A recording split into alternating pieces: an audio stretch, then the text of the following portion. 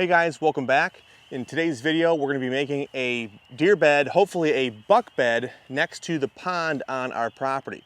And we're going to be making several of these over the course of the year, so I thought it would be a good opportunity to kind of show you guys how we're going to be creating this one, why we chose this location, what are some of the things you need to make sure that you're incorporating when creating these deer beds. And if you guys do like this type of video, we can continue to make more of them as we create additional deer beds throughout the property. So right off the bat, why did we choose this location? This location is in the dead center of our property, and our property is not very wide. It's only about 220 yards wide from west to east, and this is the dead center. And just behind the camera, we have a small pond. And as we move away from the pond, there is a little bit of an elevation change. So where I'm sitting right here, it's probably 1.5 feet, 2 feet above where the pond is.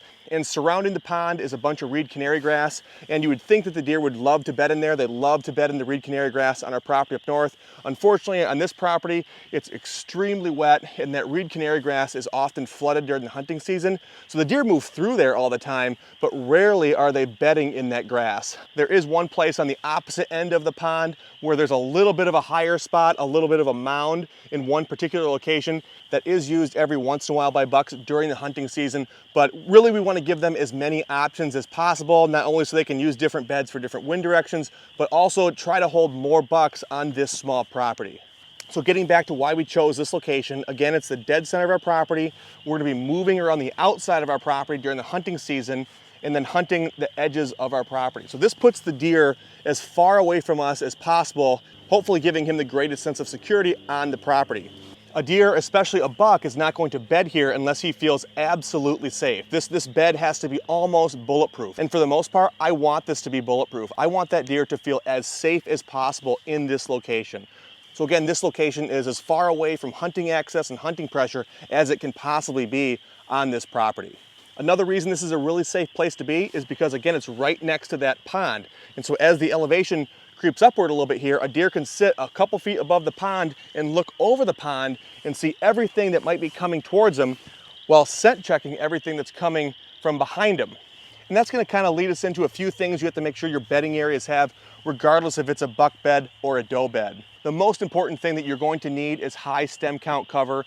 Deer do not want to bed in an open field or open hardwoods. They're just going to feel way too exposed. So you have to find an area that's either thick already or you have to make it thick. And because we're on the edge of a pond, we are getting some filtered sunlight into this area. We have a lot of younger trees. So this spot is already a little bit thicker than the surrounding areas, making it a little bit easier to create a deer bed. If you're in an area that's not already thick, then you're going to be the one that has to make it thick by either traditionally felling the larger trees or hinge cutting the smaller trees. It doesn't matter how you do it, you just need to make sure you're getting trees on the ground, thicken that place up, and get a lot of sunlight into this area for new growth. And this is where it starts to get a little bit tricky, not that tricky, but a little bit. You have to definitely have some sort of a plan in your head before you actually start dropping these trees. And it's because you want to make sure you're giving the deer everything that he wants to bed in this location.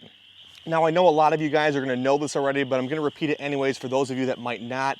When a deer is bedding in a certain location, he really wants to have a few things in that location.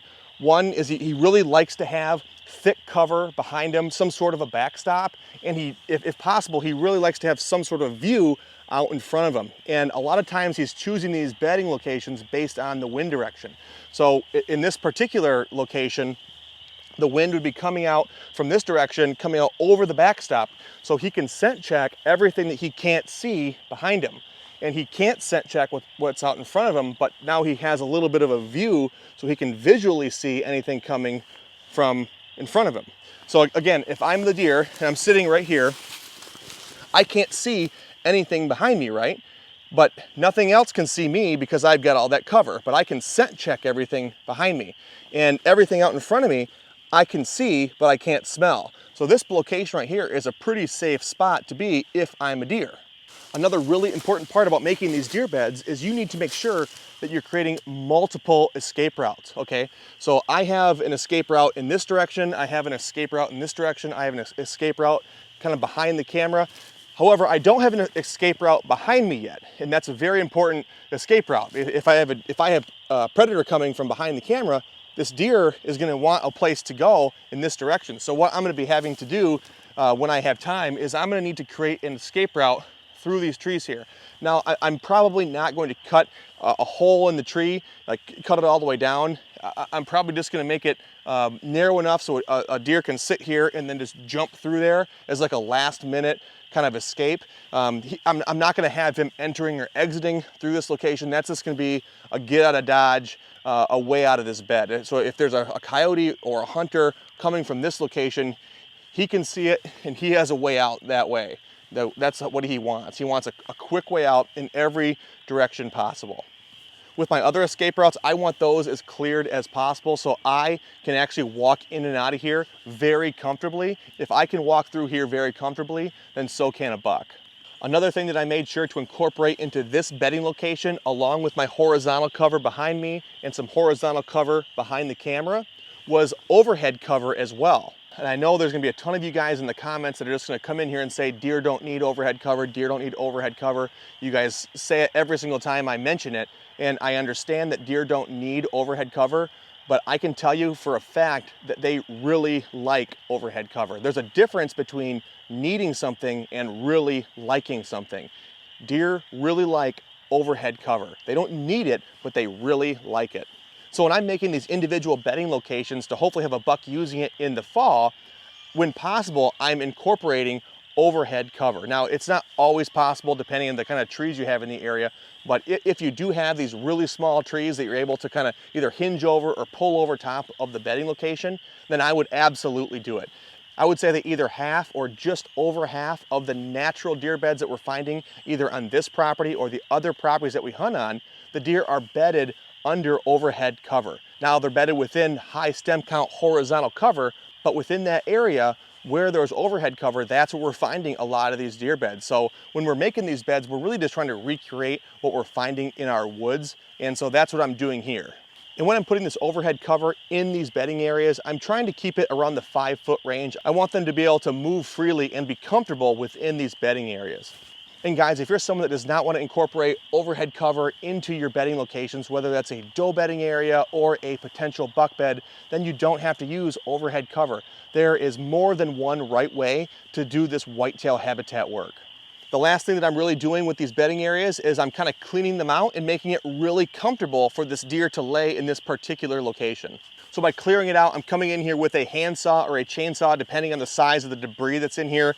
And I'm clearing out these logs like this or other small sticks. I'm making sure my entrances and exits are really smooth so this deer can sneak into this bed without making a whole lot of noise. And where I want the deer to actually lay down, I want this to be bare ground. I want this to be as flat and as smooth as possible. If there's any slope at all, I want it to be sloped a little bit downhill so he can kind of have his back uphill, have his legs downhill. Just a really comfortable place to lay down. So to do that, I'm bringing in a steel garden rake just to kind of break up all the roots, get all the leaves and small sticks out of here.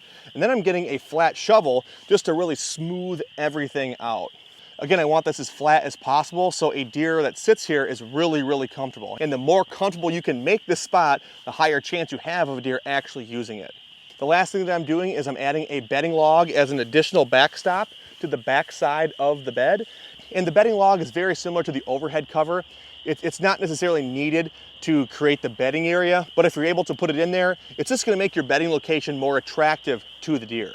But guys, that's pretty much it. If you do have any questions on creating these individual deer beds, or if you like this video and would like to see us make more of them throughout the property, let me know in the comment section below. I'll get back to those as soon as I can, and we will see you guys in the next video.